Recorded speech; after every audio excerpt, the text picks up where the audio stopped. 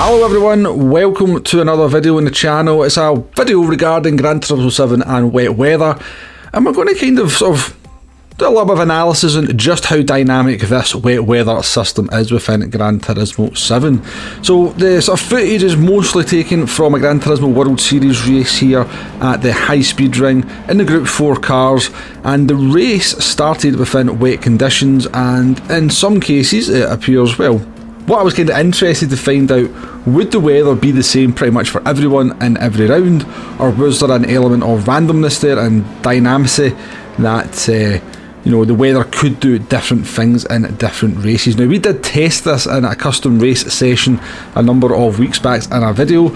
I set up a kind of race, 4 different weather slots in it, and then repeated that race 3 times over, and was very pleasantly, very happy to find, and was kind of what I expected at the time anyway, that the weather could do very different things. In one race the rain came in around about lap 4 and then got quite heavy. Another race the rain never actually came at all, and another race the rain came halfway through the race and didn't do very much. But we didn't really have any idea if that would be the case for sport mode.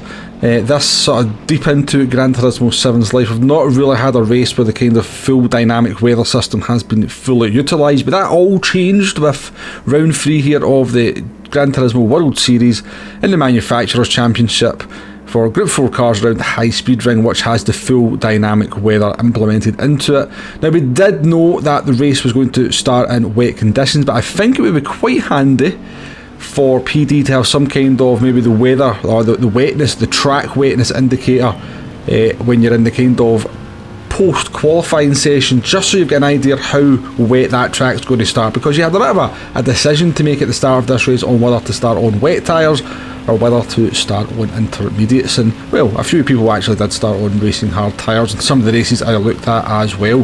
But yeah, you had really no idea how wet that track was going to be. Now, what I kind of half discovered from this is that you are better just to start on the wet weather tyres. The wet weather tyres will just work in most conditions. If you're on the intermediates and the track gets too wet, there is a very, very sharp cliff where the intermediates just become almost unusable. So yeah, I think in any kind of race where it appears to be starting in wet conditions, I think the wet tyres are definitely the way to go forward. But this one's underway. We've started on the wet tyre, of course, and yeah, it was an interesting start to the race, because I certainly found out that my SLS Mercedes is definitely not very competitive. Now, we did get lucky in qualifying, to be honest with you. We got out nice and early on the intermediate tyres, got a lap in nice and early, and then the track just got wetter and wetter, and nobody was really able to go much faster. So we definitely out-qualified the car, and I had a good idea we were going to go backwards in this one. And as you can see, we are going backwards pretty quickly. Midway through lap number 2, we're down into P5. Now, I did have my suspicions that some of these drivers around me were on intermediate tyres, and as you can see, if you look back, you can see the race started with the wetness indicator just above that first bar, which indicates that the kind of track has turned over to intermediate tyres. But as we get to lap 3 here, you can see the track is getting wetter and wetter, and that wetness indicator is now starting to move around about halfway up the full length of what it can go. And that's really about where the wet tyres and the intermediate tyres are quite even. So as we go through the grid here, you can see some of the cars that have, see what tyres have started on. Top 2 have started on wet tyres.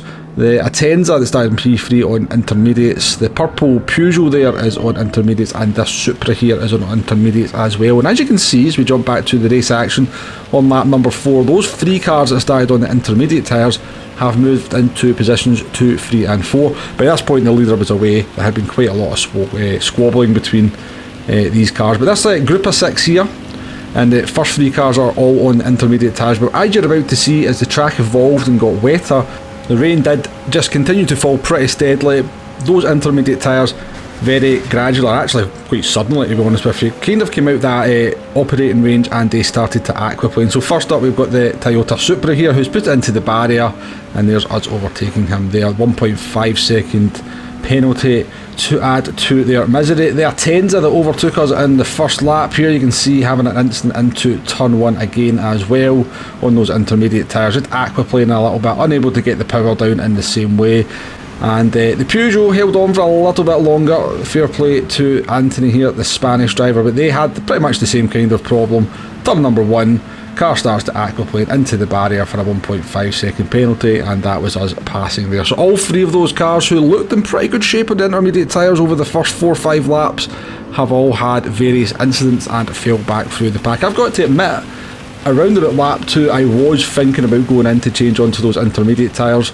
We had this little incident here which just goes to show that even the wet tyres could lose grip and put you into the barrier as well. 3 second penalty seemed a little bit harsh. I know we hit the barrier once. The 1.5 second I was like okay, but I don't know what the other 1.5 seconds for. But to be honest with you, we were just kind of bringing the car home. We're going to finish in P5 in the end. The only thing that really happened is a fellow Mercedes driver binned it into turn number 1 and quit the race, which I'm not quite sure why they did, because I think they were still on for an easy P5, which wouldn't have been too bad a result for them in this lobby. But yeah, we were kept honest by the German driver in P6 and a Subaru behind us, but yeah, we didn't have very much pace, didn't have very much confidence in the car. I hadn't done a whole lot of practice in this one.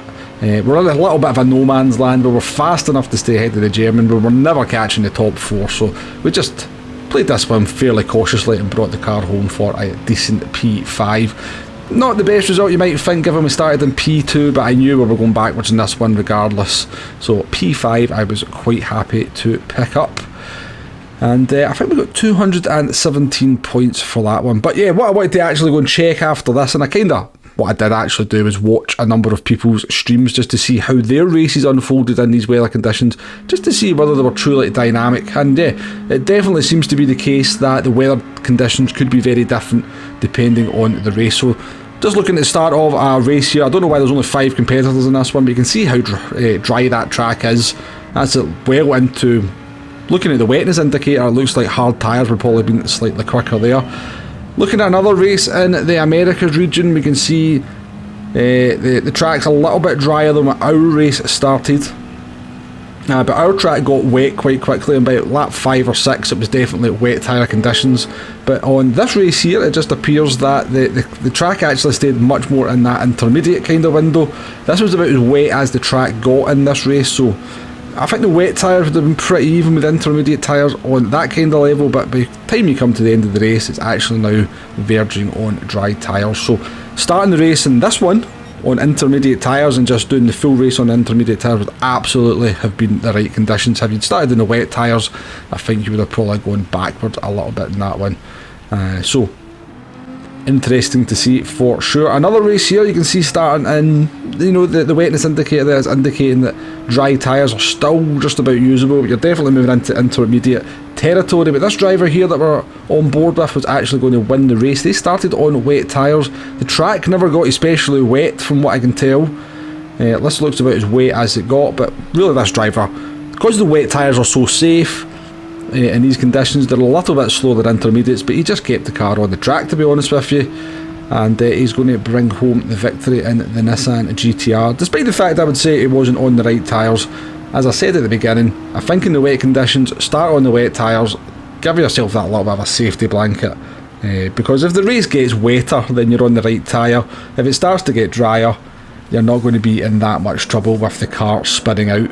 Anyway, so yeah, that was kind of what I learned from these races, that any race that starts on wet conditions, I think the wet tyre is definitely the way to go. It does look like it will in most instances get a little bit wetter, but yeah, it's going to be very interesting going forward how this dynamic weather is implemented. As I said, I do think PD maybe need to bring in a kind of something just after qualifying that gives you an indication of how wet the track is going to be at the start of the race, so it can kind of help you make that decision on the tyres. But yeah, we did say in the video where we kind of examined or analysed the wet weather earlier in the year using the custom races, that wet weather was going to be a game changer, and here's why. Because from what I could tell in that video, the wet weather had a certain amount of randomness to it, and this is now being confirmed in this round of the Gran Turismo World Series. Easy for you to say.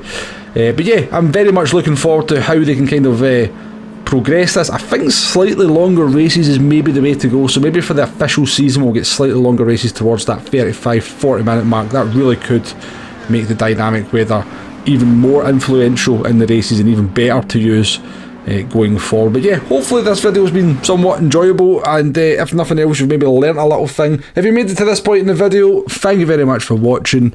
I shall catch you on the next one. Goodbye now.